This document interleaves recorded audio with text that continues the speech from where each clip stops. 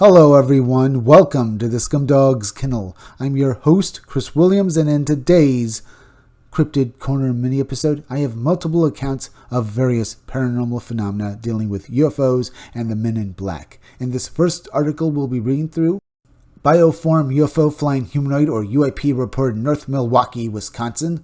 We'll learn about exactly what the witness saw and how, well, it affected him then and now. So let's get into it and read exactly what happened, and then we'll look at a story with the M.I.B. This does not seem to fit with the description of flying humanoids, other than the brief metallic flash. The object was entirely black. I cannot think of anything that this object could have been. Let's get into it now. This sighting occurred on a side street in an industrial neighborhood, a few blocks from the intersection of Capitol and Palmer in Milwaukee, Wisconsin. This date was February 2nd, 2010 at 6:23 p.m. A friend was in a meeting with a local community organization, and I decided to stay in the car to make some work-related phone calls. I had just finished up with the phone calls when I decided to step out of the car for a cigarette. I leaned up against the driver's side door of the car facing the south as I smoked. I noticed movement, some movement to my right, and looked in that direction. An object anywhere from 4 to 5.5 feet long, oriented perpendicular to the ground like so.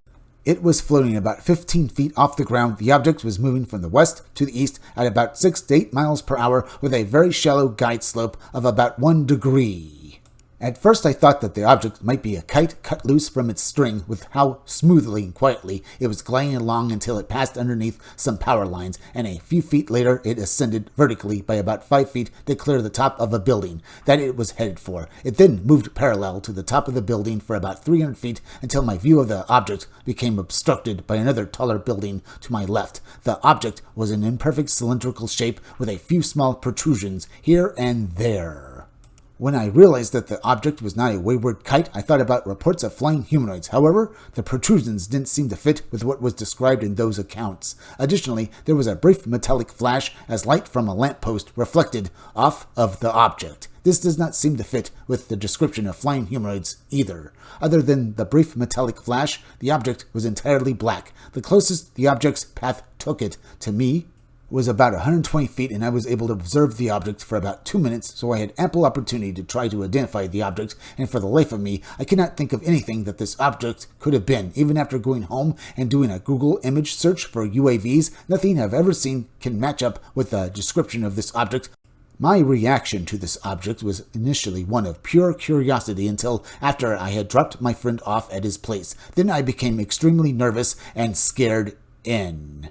And of course, folks, this account also comes with an article. So, this report was initially posted on the MUFON CMS a few weeks after the encounter. I received an email with a similar description a few weeks after it was reported to MUFON. The email acknowledged the MUFON report. The email was supposedly sent by a friend of the witness, though I had some doubts. I was told that the witness had been very ill since the encounter and asked their friend to make inquiries. I never received a follow-up correspondence.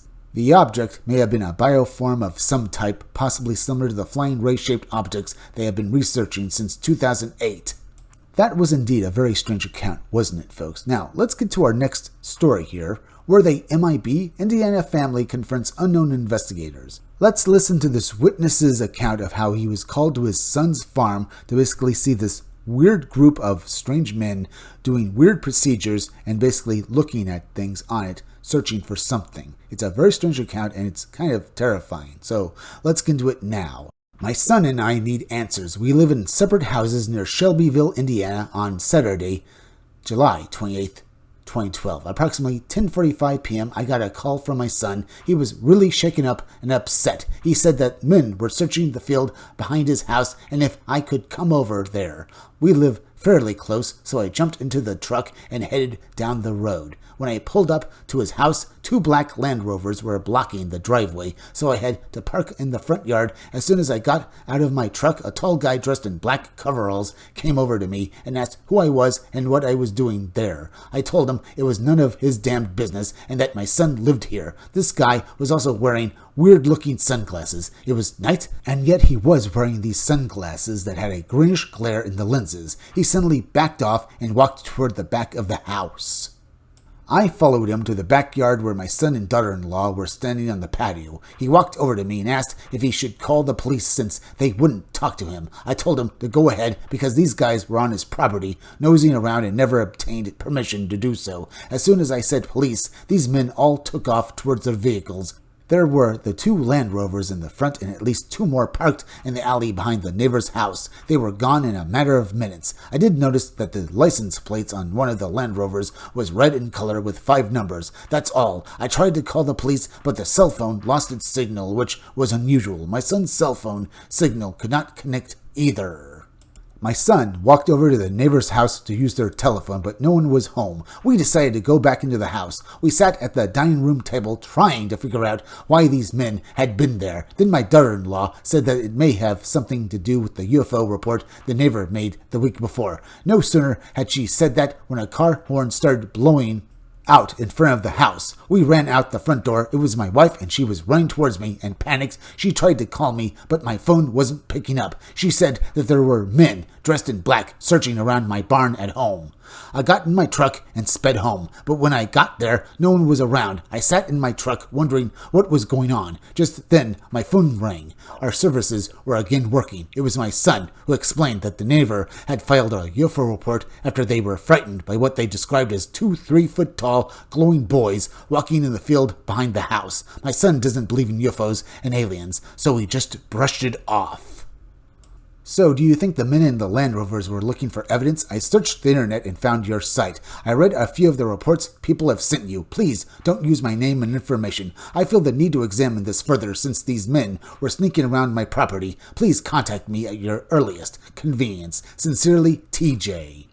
There, of course, is a little more information with this note down here, folks, so let's read that as well. I contacted TJ as soon as I received the email. The post had been edited to keep TJ's identity private. This is not the first I have heard of men in black coveralls. Now, folks, the article seems to have made a mistake. It says doesn't, when in fact I think it means it does seem to fit the profile of at least one private aerospace group, which is known as BAASS, known as BASS, I guess. Either way, it goes on to say, at the time that was involved in investigating citizen sightings, any information that can be provided would be appreciated, Lon. So, that is very interesting to think, folks, that back in 2012, that there was some group that was basically investigating UFO reports and maybe, well, sightings. Could they have been maybe part of the M.I.B folks? And maybe part of this BASS group as it is? I don't know. All we can say, folks, it does seem very strange that this seemed to have happened. And the fact that the phone lines and the cell phones of the people involved all had their lines cut and couldn't make contact with anyone. The fact that this did happen is very strange, folks. And the fact what these people were investigating, some kind of alien humanoid encounter, and that they were looking for evidence, makes me think that indeed that this could have been maybe some sort of group, maybe affiliated with the government or with maybe some sort of, well, private interests, like maybe a corporation or something, and they were looking for evidence of these creatures. The thing about this is that makes me think that it might be affiliated with the government or some sort of private interest group is the fact that, well, the only real strange thing about these entities was the weird sunglasses that they were wearing, and the fact that they all seemed to basically be completely normal. What I mean to say, folks, by normal is the fact that this group seemed like they were just ordinary people, regular humans, doing a job, that they were sent out there to do something, investigate something, and that they were just there doing it. They didn't seem like they were really weird, like in some M.I.B accounts where basically the supposed men in black act like literally like weirdos from another planet, or basically act so strange that when you describe them, you yourself sound like a weirdo describing basically something you've seen on TV or from a movie. You know how I basically said in some M.I.B accounts how the M.I.B basically act like weirdos or something, that this could basically be a ploy to basically put people off the track, because when they describe the antics of these people, they themselves, the witnesses, sound insane. No, these people sound like they were out there doing a job and that was it. Indeed, both stories we've talked about today, folks, are very strange. They left no physical evidence behind except for the witnesses who basically were there to experience them. But still, they were well worth our time to look at. Anyway, we're at the end of this video, folks, so remember, please use that link down below in the descriptions or the chat and go subscribe to my channel. Read comics, they're bad for you, okay? Remember, if you basically look for it up on YouTube, the there in the title is misspelled. It's T-H-E-R-E, okay? Either way, please go subscribe to me. And remember, I'll be back again tomorrow.